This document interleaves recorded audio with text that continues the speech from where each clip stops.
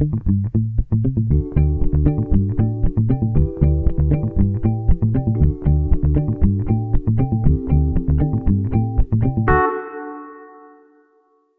to the third episode of Flies on the Ball. We're going to be discussing the third round of the FA Cup. It was a nice, exciting round. We had plenty of upsets. The biggest was probably Cambridge United against Newcastle. Possibly. Kidderminster versus Reading. That's also a huge... And that was Reading's first team as well, which is worth noting. They didn't beat a second-string Reading side. They beat their main team. It was also Newcastle's first team for the most part against Cambridge, isn't it? True, yeah. Although, should it be surprising that Newcastle lost because they are still pretty poor? I mean, there's a big gap between the teams, obviously, but it's Newcastle. They may be rich, but they're still poor. A team lower down the totem pole also has more to play for, right? Yes. Yeah. Yeah, and that's the thing. Danny Murphy on Talk Sport recently said the best way he found to combat that issue, so when a big team was playing a lower team in the FA Cup or League Cup, so basically a cup game where you're facing underdogs, the best way to deal with that energy is to match their energy, and eventually your quality will shine through. Newcastle didn't do any of that, did they? No, which is not great for Newcastle because they did need a win, needed a bit of a boost. They scored twice, to be fair to them. It's just, they were offside. I wonder how much they feel that new expectation that sort of has come with all the money, but the money's kind of waiting to be used a little bit still. Like, they've obviously got Trippier in. I think he must have been the only new thing at all. They've got the same management, same pretty much everything else. So it's a bit much to expect. I wonder about that. Like, from the players' perspectives, not only are they waiting for the team to get better, but a lot of them are probably waiting to be replaced. Yeah, right? They must think that their future is under threat, and you can go one or two ways. You can either level your game up and try and perform and prove to the manager that you should be part of his plans, or you can wilt. Most of their squad is not Premier League standard. Probably do fine in the Championship, but yeah, they're not sticking around if they're gonna remain in the Premier League. That's why they're going for Chris Wood, just deplete the people, the teams around them. It's tactical, yeah. Just take everyone else's players. Tarkovsky and Wood and ruin Burnley. I mean, Newcastle, they had enough shots to win the game. Yeah, they did look. They looked. I didn't see the whole thing, but from the highlights, I saw Jacob Murphy. I think it's Jacob. It's one of the twins. I think it's Jacob Murphy. Had a good couple of chances, but yeah, I mean, they looked alright. I mean, Cambridge's keeper, is it Mitov? Yes. Did really well. Like, he kept did. out some really good shots in the end. And I mean, you could still see that there was a quality difference between the sides. I mean, Cambridge didn't play like a Premier League team. Newcastle don't really, but they still they've got individual have a bit quality, more finesse. Yeah, exactly. I think Cambridge were a little bit lucky, but they were also you make your own luck, and they kept at it no matter what. And they didn't get disheartened when Newcastle got a goal. Other than, again, it was ruled out. So maybe that gives them a lift rather than disheartening that they broke through it all. And I would argue that they got some luck in their goal, even though they worked hard and were the better side. I maintain that was it Dubravka in goal? Yes, Dubravka. Yeah. He was maybe fouled during the build-up to that goal. Yeah, I did see that. Studs on his calf, I think on his left leg. Was VAR actually involved in that game? Like, is it involved in it? It is. It was, yeah, and they missed that. Because I was really waiting for that to get ruled out as a result of that. Because usually something like that would happen in the Premier League. Well, they did give it a look. That's the thing, and they didn't see anything wrong with it. Was it basically not clear and obvious? Is that how they viewed it? Basically? Presumably, it was not clear and obvious. Oh, yeah. God, this territory again. Yeah, because it's subjective. Because I think it was clear and very obvious. I don't. So. Well, you're wrong, man. I mean, he was on the floor, but I mean, he had the opportunity to get the ball. He wasn't really impeded when he made that move. VAR aside, Newcastle had other opportunities to stop that goal going in. I mean, the ball went past 3 Newcastle players. Yeah, it's one of those that when nothing's going your way, it just feels like it looked like everything went against them in those all the way in the lead up to that. Like if their prospects relies this much on the fitness of Callum Wilson, they've really got some problems. They do need to buy another striker, definitely, especially one who has experience. So I'm not surprised that they are linked with Chris Wood. Eddie Howe this is the first time he can actually spend a lot of money. At Bournemouth, he was limited to spending a certain amount because, of course, Bournemouth didn't have a lot of money, as a result of which he ended up buying a number of prospects, as you would refer to them in baseball, such as Solanke and Jordan Ibe, I think. Yeah. Solanke is proving himself now, but it took a long time for them to settle in. And when you're a small club, or at least a club with a limited budget, trying to fight relegation, you need to make sure all your purchases succeed. I mean, he's got a bit more room for manoeuvre now at Newcastle, but he hasn't got a proven record of buying quality players. Trippier is a good signing, but it will be interesting to see who they go for next and whether that player can fit into their system. Again, talking about Chris Wood, I don't think he would fit into an Eddie Howe system because Eddie Howe doesn't play the sort of Burnley-esque style of football that suits Wood. It's why Wood has done so well at Burnley. So I'm intrigued to see who Newcastle go for next. It would be interesting, yeah. It feels like a team struggling to and just wanting to bring someone in for the sake of bringing them in. With all the links that they've had, especially with strikers, and it's a bit of bad luck with injuries as well, right? Like they wouldn't be so dependent on needing a striker; they could strengthen another position over it, wouldn't have to panic as much. Except the main striker got injured. Would they be in this scenario or close to it if Wilson had been fit the whole season? I don't think they would have lost to Cambridge. I don't think that, but the rest of the team is so average. It's hard to say, isn't it? Yeah, Because that's they haven't conjecture. been great defensively either. No. So, would they still have lost the games that they lost? Yeah. Credit to Cambridge, though, all in all. Absolutely. They outworked Newcastle, outfought them, and definitely deserved the win. I would say so. It's always fun to see a cup set. It is. Speaking of cup sets, there were others. Kidderminster, I think, is our lowest ranked team. Yeah. In the league, sixth tier. But yeah, both Kidderminster and Boreham Wood are non-league teams, and both of those got through. Kidderminster beat Reading, who were a championship team, and last year were in the playoff.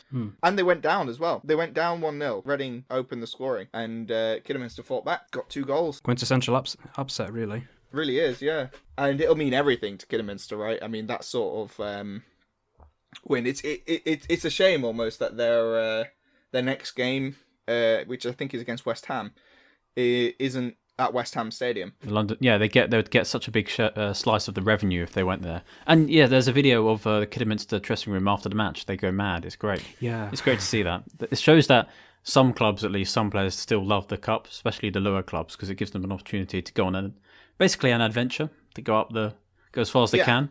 And it'll be interesting to see how many of these clubs can succeed in round 4 and keep going, and see how far they can go. Yeah, I always find it's a bit of a shame, like in post-match interviews, when they say, when they get asked, "Oh, where do you want to go next?" and they go, "Oh, Anfield. I want to go to Anfield." It's like, no, wouldn't you rather they're at home at Kidderminster instead or something? Yeah, that's what I was like. Forget about the revenue, but I was thinking, if Stratford, if instead of Liverpool playing Shrewsbury, Stratford managed to get through and beat Shrewsbury, to have Liverpool come to a small town. Yeah. You sort of care about that maybe a bit more as fans. I don't know. Well, there's that, but also, I mean, how many fans can go to, say, Stratford? Good question. Versus the away allocation that you'd get at Anfield. Yeah, I guess you could probably, if you're a small club in particular, you could probably get almost the entire stadium at Anfield or at Old Trafford, or at least half of it, depending on how small your ground is. You can get a lot of your fans there. And it's not often you're going to go to those games, right? True, and in cup games, often the away end is bigger. Often they expand it is. Yeah. It is. It's so I know at West Ham, Leeds got nearly 9,000. I think in the league game we've got this weekend, it's about 3,000, something like that. So it's quite Chelsea Chesterfield game. Like Chesterfield got the entire end. So Yeah. not just the usual away end, but also just that entire section. It's good because it allows you to get more fans out, especially when you've got lower league teams fighting teams further up the Premier League with bigger stadiums. Definitely. Because I mean, a Chelsea fan may be less interested watching Chelsea versus Chesterfield than they are watching Chelsea versus Liverpool, but a Chesterfield fan is going to be way more interested in seeing Chelsea versus Chesterfield. Did you see their reaction to their goal? Anything else? Yeah, I mean, it shows it all, doesn't it? It shows it was what it means amazing. to them. Thing is, I always find though that there is like a certain magic to that almost. That when like a big club goes to like tiny stadium in just the middle of nowhere seemingly. So like I remember Man City went to Newport County not long ago, and they still won. They still won by I think quite a large margin. But it was still quite cool to see rich Man City go to like just this very small much more, well, not very small, just smaller than what they're used to, and a hell of a lot more intimate as well. So probably a lot more intimidating. Basically, I always just find that there's more chance for a cup set if they actually go to the stadium of the lower league team as opposed to just going, staging it at a Premier League stadium, for instance. Yeah, playing on a weaker pitch against a team that plays a very different style of football to you. Yeah. It's just part of what makes the cup really interesting. Like, it's something that they do in Germany, where if there's a tie between a lower league team and like a team in the Bundesliga, they always go to the lower league team's stadium. Oh, interesting. It's really quite interesting. I mean, you do get kind of strange results like Bayern Munich going to this team way in the like lower regional divisions and like winning something like 26-0 or something ridiculous. But even so, it's still quite fun to watch. I'm glad they held back on that. Yeah, of course. I'm assuming they get enormously heckled right out of the stadium, heckled out of town, back to Bavaria, wherever. Yeah, so congratulations to Kidderminster. And also Bournemouth, Bournemouth's victory, not exactly an upset or as big as Kidderminster's, but I think they beat Wimbledon. Was it Wimbledon? Wimbledon, Yeah. Wimbledon. 2-0. So good victory. Two good goals as well. Only a 2-division difference, so. Yeah, only a 2-division difference. Yeah, Only 2 divisions. No, that I mean, yeah, I get it. It's always good to see a team that isn't in the league actually able to topple teams in the league. It throws in a bit of that what I think is missing, not missing, but less expected now in like the Premier League. Like you expect certain teams to win all the time. You expect certain teams to win in the FA Cup, but in the FA Cup an upset is much more likely. Like you wouldn't get this happening so regularly, I don't think. I think that's partly down to the mental preparation that the lower league teams put in to try and mitigate the big gap in quality. They, as we talked about with the Newcastle game, they work hard. If you outwork the ostensibly better team, then as the saying goes, hard work beats talent when talent doesn't work hard. So yeah, as you said, you can't really prepare yourself or motivate yourself for a game like that week in, week out. It's kind of the special nature of the cup. It's a one-off. You can, I don't know what the word is really, but yeah, motivate yourself to be ready for a big clash. It's a cup game, lower league against a Premier League side, for example. If you did that every week, you'd be exhausted. It's not really an efficient and effective way of playing. So these are definitely one-offs. Premier League teams will be having to G themselves up every week. I feel like it's very important for them to be motivated for every single game, whereas it's clearly one of the bigger games of the season for the lower league side. It's also probably harder for a team in the upper echelons of the league system to prepare for those games as well. So you got those teams which are preparing harder, and they have nothing to lose. So they tend to go one of two ways, right? Either a team will give too much respect to a team super far above them, or they will just give it their all and really go for it, and that throws off. So you already have less to work with. Like you can study the tactics of a Premier League team pretty easily. Definitely, they're all over. They're well documented. They're all filmed. You can find endless analysis online. Try finding analysis for Kidderminster, week in, week out. It's going to be difficult. And then on top of that, any you do get might be completely thrown out the window because they're just going to go for it. Yeah, video analysis and tactical analysis is much easier because you can just watch match of the day, at least with Premier League teams. But of course, as you said, with low league clubs, there may be a Channel 5 summary of the week's games. But that's it really, unless you send a scout to a local game, which some teams do. But yeah, it's harder, so you have to rely on quality and your own strengths. But given you, in this case, is usually a Premier League or Championship side, that's enough, or more than enough. Anyway. Usually, yeah. Yeah. All I was going to say is that, speaking of which, Kidderminster are playing West Ham next, and that's going to be in Kidderminster. Which is interesting. I've got my fingers crossed for Kidderminster there. Not out of any hatred for West Ham, just because no hatred here. No, just because it'll be nice to see a non-league team firstly get that far in the competition, but also to topple a Premier League team, and not just a Premier League team, but a very good Premier League team. Oh, definitely. It's always good when a big scalp is taken, basically. I remember a few years ago, or 9 odd years ago, when Oldham beat Liverpool. Whilst it's embarrassing for Liverpool fans, it's great for Oldham and the neutrals, because you've got a smaller club managing to take the scalp of a much bigger club. It doesn't always happen on that scale, but when it does happen, it reminds you that anything can happen in the cup, which is why we watch it. It's why we like it. Every club is involved in this cup. Anyone can theoretically win it, although you rarely have major cup sets where, for example, a Wigan win it in 2013. Yeah. It's still the potential. Which can sometimes... Well, it can kind of harm, I suppose, the so-called like magic of the FA Cup. I know I mentioned magic like previously, but yeah, but when you start to see kind of a pattern of like who wins the FA Cup, it tends to be whoever's dominant in the Premier League, and it kind of loses something. But at the same time, that's inevitable, really, especially with like larger squads and just like certain teams like far more capable of like winning in multiple competitions. Yeah, because nowadays you have teams that are like attempting to field teams that can compete in both the Premier League and now also the Champions League. So as a result, it makes sense that they'll also tend to do very well in cup competitions as well, and that's something that lower league sides are just not going to have. So the potential for actual surprise winners is always going to be quite low. That said, it is ultimately a cup competition, and that does come down to the game, rather than it being more of a marathon or anything. It's very unlikely, and you mentioned Wigan. I mean, Wigan was still a Premier League team at the time. Yeah, they got relegated that season. Yeah, but it still they were still a Premier League team. So the last time a team won it outside of the top flight was, I think, 1980. So it's not happened in a long Wimbledon time. So won it rare. in '88. What league were Wimbledon in? They won it in '88. I think they were in the top flight. I was just looking at the results, but while they might not have been a huge...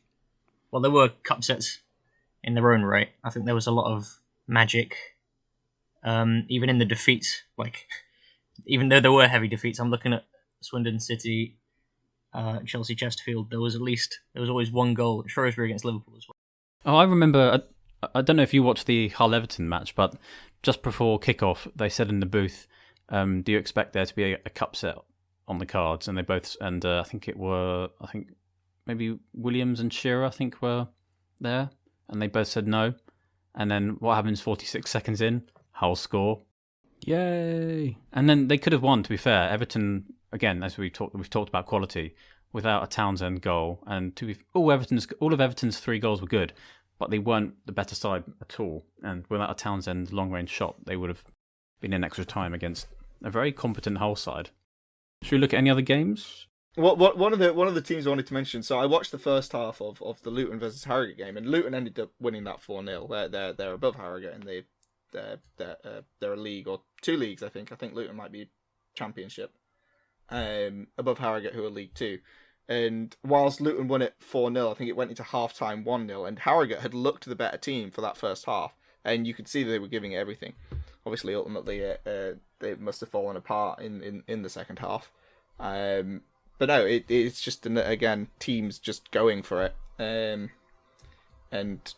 not worrying, and it's really interesting to see. Yeah, they conceded two goals in the last 10 minutes, I think, which I suppose happens when you go all out. Yeah, fitness. You've exerted all your energy, and then fitness kind of bites you in the arse, as it were. Cameron Jerome, I didn't realise, was playing for Luton. Cameron Jerome, Jesus. Scored the second goal, yeah. That's a name I've not heard in a long time. The Barnsley game was very entertaining. Yeah, it was. So 5-4, 9 goals in that game, and it 4-4 very full nearly time. another upset, right? Yeah, it was every time you thought Barnsley were ahead, suddenly. You thought the game was going to die because Barnsley went 1-0 up, and then a Barrow player got a red card. Yeah, yep. And you thought, oh well, that's going to be the game. Then Barnsley get another goal. It's like, okay, that's the game. And then Barrow get 2 back. It's like, oh, we have a game. I don't remember if it was Barnsley or Barrow, but I remember they mentioned that one of the teams had had a string of games where they hadn't scored. So like in their league games.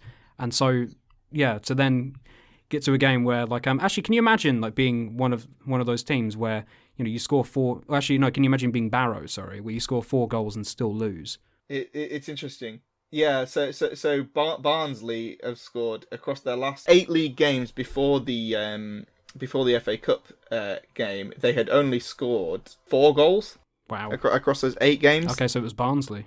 Christ. I don't know about Barrow, but yeah, Barnsley aren't doing so well this season. I think they're second bottom in the Championship, and they're only above Derby, or last time I checked. The only 2 teams they've beaten in the league this season are Coventry and Derby, who faced off in the FA Cup, which is strange. Yeah, I guess other notable games would be the Arsenal being knocked out by Nottingham Forest. Second time again at Nottingham Forest. How do you feel about that, Ben? It was deserved. It was a deserved defeat, really. Okay. Shame that it had to happen in that lovely baggy fitting white shirt. Yeah, I mean, the kit was... I have a lot of respect for the campaign the kit represents and what they're doing with it. It's a shame, as you touched upon, that Arsenal couldn't turn up to match the occasion. They were quite insipid, I think, and Nketiah didn't really offer much. It wasn't a particularly weak team. I know we missed Tomiyasu, who's like, aside from being one of our most consistent players, is one of the least well he's not as replaceable as any of the others. All of his backups we're looking at Cedric immediately, moving Tavares over to the right, like just very poor backups. Speaking of Tavares, I mean, and yes, he was. I'm not surprised Arteta took him off so early, and I can understand why he was frustrated when he came off. You don't want to be subbed off that early, regardless of whether you're playing well or not. But he was awful. Yeah, I don't think any criticism levelled at Arteta in light of the result can be based on that one decision to take off. I'm sure people will take advantage of that and sort of use that as a stick to beat him with, but I don't think that had any bearing on the rest of the match. And it was, harsh, but he was very bad. I haven't seen much of Tavares except for that game in the Liverpool match. Has he played a lot, and has he played well at all? He's played a lot he's played several times while Tierney's been out injured, and he's been okay. I think he has been, at least prior to that match, he's been hailed, I suppose, as a hit, one of the transfer window's hits from last summer. He's very marauding. He carries the ball sort of centrally, while Tierney might do the run down the line to, what's the word? Overlap. Underlap is if he comes inside. Yeah, overlaps going around the outside, yeah. Okay, so he doesn't do any of the overlapping that Tierney does. He he does sometimes, but he really likes to hold the ball himself and carry it into midfield. And he'll often get some horrible shots off, but he really gets into good positions. So I'm not sure. He's just, I don't know. You said Arsenal didn't deserve or deserved to lose, got what they deserved. Do you think Arsenal deserved to lose, or do you think Nottingham Forest deserved to win? So from what I saw, which was admittedly not all of it, there were it was a lot of Forest looking good. If I remember Spence. I don't know his first name. Spence. There is he right back? They had a really good right back, I think. He was always getting into good positions and creating a lot of danger and stuff. They did have some standout players. I heard one person describe it as a smash and grabbing, which is pretty good. Oh, that did the rounds online. The reason, okay, so maybe it wasn't just one person, maybe it was multiple. Yeah, I know. I think Gary Lineker tweeted that out as well. Yeah, okay, I'm definitely lying here. Universally regarded as a smash and grab, and the reason I asked that is I only watched the highlights of that game, but the highlights seemed to show Arsenal on top, or at least Arsenal doing most of the shooting and missing. I did see the key moments compilation. Yeah. That's interesting because Nottingham Forest didn't have a lot of chances, but the chances they did have were more effective and more direct. I saw the whole game. Arsenal had plenty of shots, but they weren't really dangerous at all. So I think yeah, not maybe it was just a case of Forest being more clinical. It was clinical. I think their goal came from Lokonga, Sambi Lokonga, I think. It was a lovely cross. Like it's not a mistake that you'd think would lead to. Like it's not always going to lead to a goal. I think it was around the centre circle. Just tried to clip it through and it got cut out, and then they broke down the wing and got it to. I can't remember who got the assist, but came to Graben. Maybe that was a difference between the sides. Arsenal were perhaps less direct and more inclined to build up their attacks, whereas with that goal at least, Forest were within 2 or 3 passes in on goal. Maybe that was the main difference in the final third. Yeah. So, Arsenal out of the FA Cup. Yeah, that's all right. Burnley also out of the FA Cup, knocked out by Huddersfield. I did not watch that game. To be fair, Burnley have bigger fish to fry. They do. They do. It's interesting. Norwich was the only team in the bottom 5 of the Premier League to win their FA Cup game. Who did they beat? Who did they Norwich beat Charlton, I believe it was. It was Charlton. They beat them 1-0. Charlton are in League 1. So that's interesting. 6 Premier League teams out. 14 Good. Premier League teams remain. Bad. Of the 32 teams left. I mean, that's not too bad. I'd like more Premier League teams to get knocked out. Makes it more interesting. But inevitably, except Palace. Yeah, Palace all the way. I mean, Palace Millwall game. Now that's not an upset, of course, but that was full of events.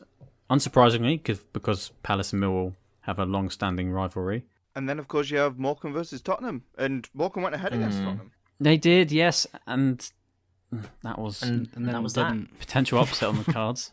Yeah, and then they lost. So yeah, predictions. Who is going to win the FA Cup? Are there going to be any more upsets in the next round? I'm concerned the final 4 will. Sorry, I'm quite close to the mic. That they'll all be Premier League teams, like the League Cup. I'd like a new winner, like Leicester Square. The biggest potentials for upsets are probably Boreham Wood. They're up against Bournemouth next. Yes. And Kidderminster, who are up against West Ham. And also Plymouth, who are up against Chelsea in the next round, which is going to be a tough game for them. I think by the time we get down to the last 4, the semi-finals, I think it will probably be 4 Premier League teams. Manchester City will likely be there because they always are. Yeah, it's sad that we don't get those upsets continuously happening, but every single upset is unlikely, and so every time they go up against another team, it's unlikely they're going to progress further. Yeah, it's an upset for a reason, so it's always nice to see them. If Kidderminster were winning the FA Cup every year, it wouldn't be an upset when they knocked out Man City, even if they were in the 6th tier. I was going to say, I hope there's impressed with Coventry there, even though I didn't watch it. I'm impressed with the results, but we lost Villa and West Brom. I think West Brom lost to Brighton. Birmingham lost as well, but we still have... Yeah, so I think as far as Midlands goes, I was actually looking for more East Midlands teams, but I don't know anything about the East Midlands. True. No. I'm not going to lie, I'm not sure if there are any 4th round games I'm particularly excited by. They've managed to spread them out quite thinly. Oh, I see them now. Yeah. Check out our Instagram post for the full list. There's only 3 all Premier League team games, and they're not guaranteed to be the most exciting. I mean, one of them is Wolves. Everton Brentford's another one. Yeah, Tottenham Brighton could be interesting, just because Brighton are an interesting team this season. Outside of those, Bournemouth, Boreham Wood, and Kidderminster West Ham are obviously interesting for the upset potential. But yeah, who do you think will be in the final 4 if you can't predict the winner? I think the final 4 will be probably West Ham, Liverpool, Chelsea, and Man City. I don't think Man United will get there, and I don't think Leicester will get there this season. I think it will be Man City, Chelsea, and then I'm not sure about the other 2. Maybe West Ham? With Liverpool, I'm never sure, because I know that they haven't done particularly well in cup runs under Klopp. He doesn't pay a lot of respect to the Cups, which is a shame. But now there's a League Cup semi-final coming up, so maybe that will change. Yeah, until now, because now they're actually in a League Cup semi-final. Or actually, have they won any cups under Klopp? Am I wrong? No, they haven't. The last domestic cup Liverpool won was the 2012 League Cup. So it's been 10 years since they won a domestic cup. They last won the Only FA Cup 10. in 2006. Yeah. I mean, for Liverpool standards, you know what I mean? It's all It's relative, not long I enough, suppose. is it, for It's all Liverpool relative. standards? 2006. Even Yeah. Tottenham have won the League Cup more recently. Oh, no. FA Cup was 2006, yeah. They won the League Cup okay. in 2012. But yeah, since Okay, then, good. no domestic cups. So yeah, I don't know. I think probably Chelsea will win the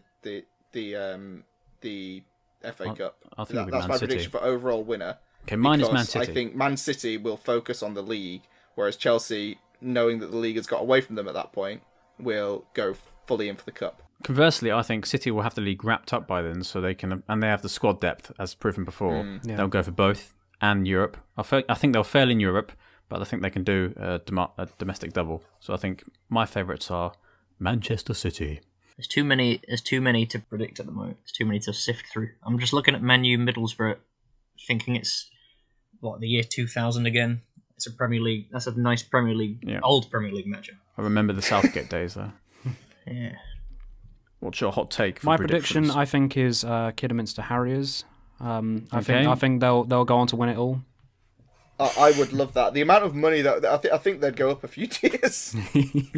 Probably carry them all the way to League Wouldn't that One. put them into I'm Europe? pretty sure they would buy Kidderminster if they got that money. Yeah. Yeah. It'd be nice to have Kidderminster overshadow the other Birmingham teams. Yeah. Nobody cares about the other Birmingham team. Villa Birmingham put down. Wolves, Aston Villa. West Brom, nah. Yeah. So we're talking about the FA Cup. I would say we enjoy the FA Cup. Yeah, I think it I still do. holds. Well, I believe the FA Cup still means a lot to some people. I personally think I'd like the team I'm watching. I'd like them to win it. Put it that way. Yeah. I think it means a lot.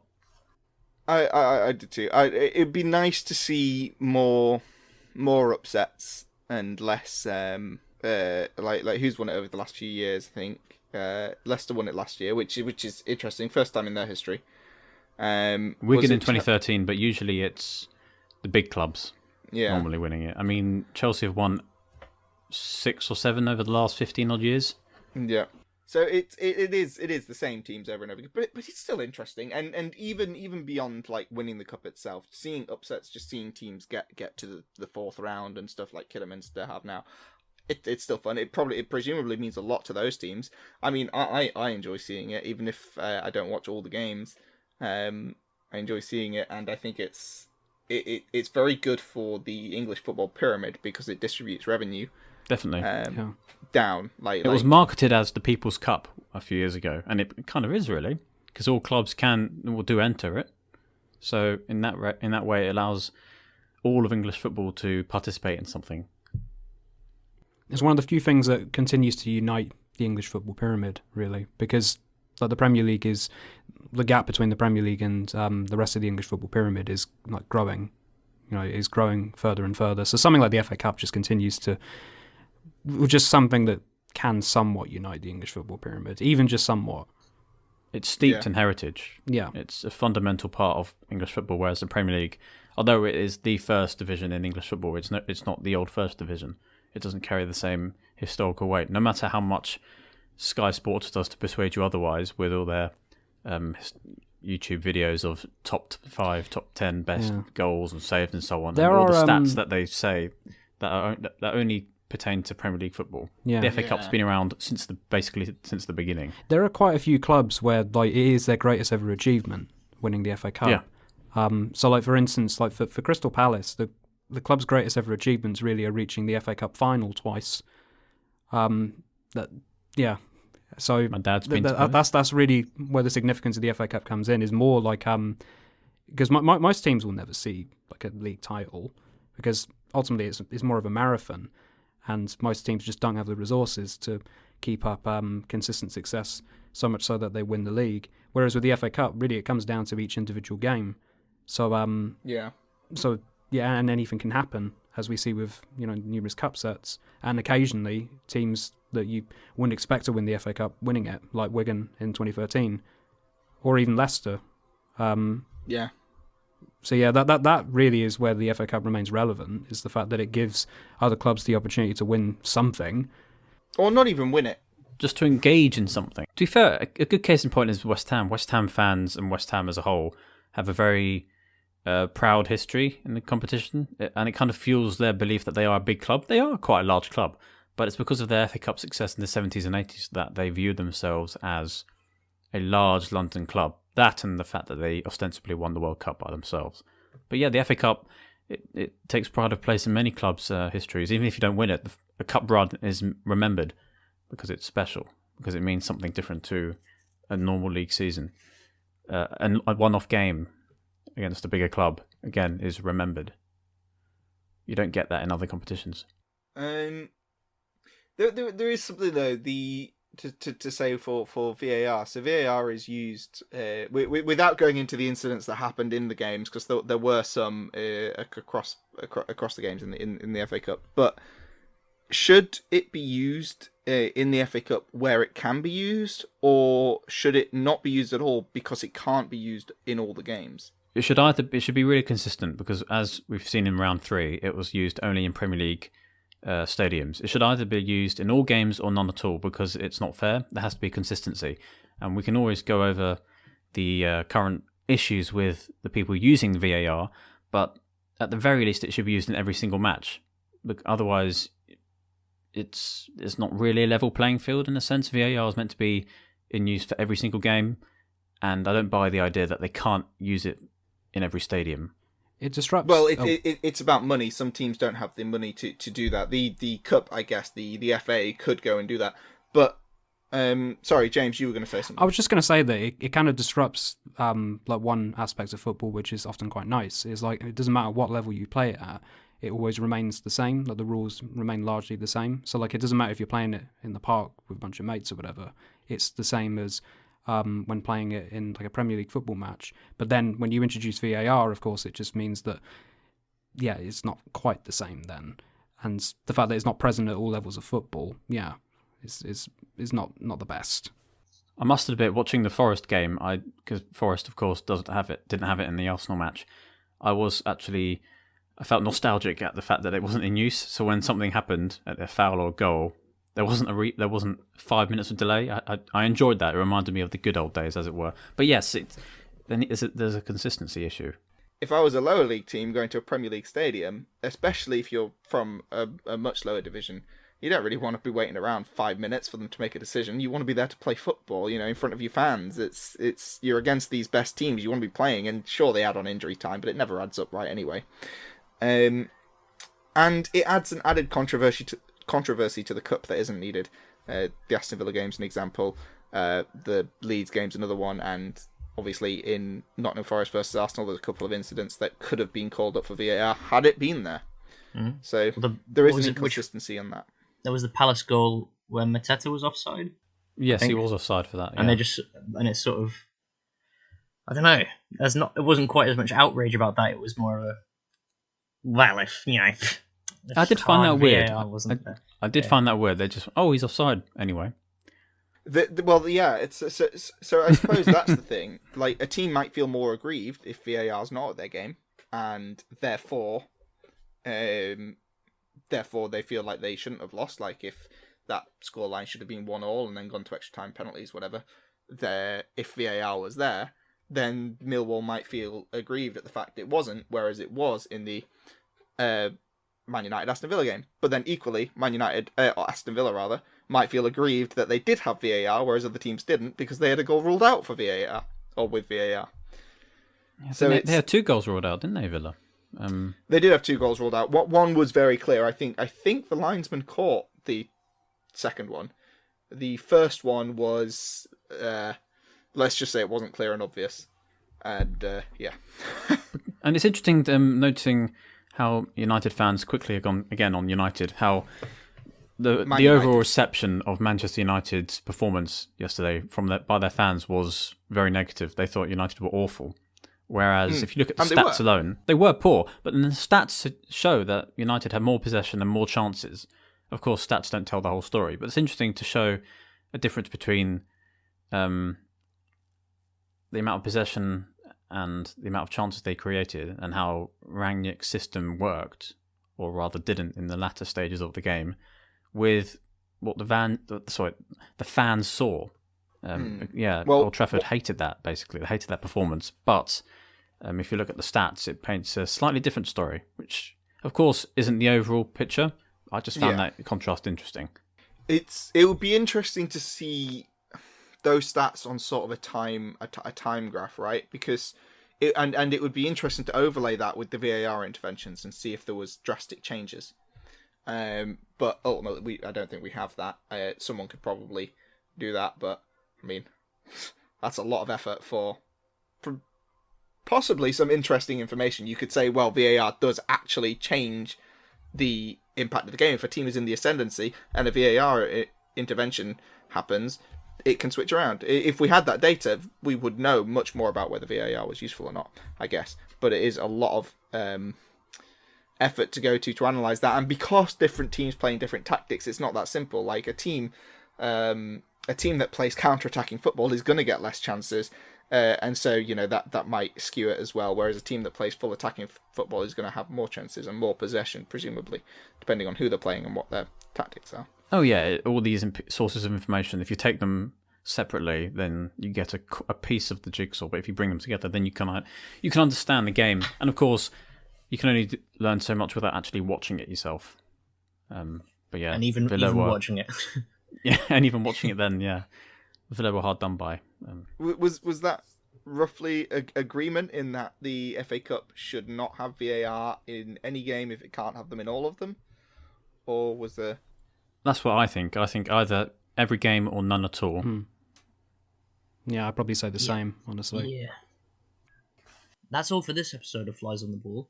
Tune in on Saturday for our next episode on the African Cup of Nations.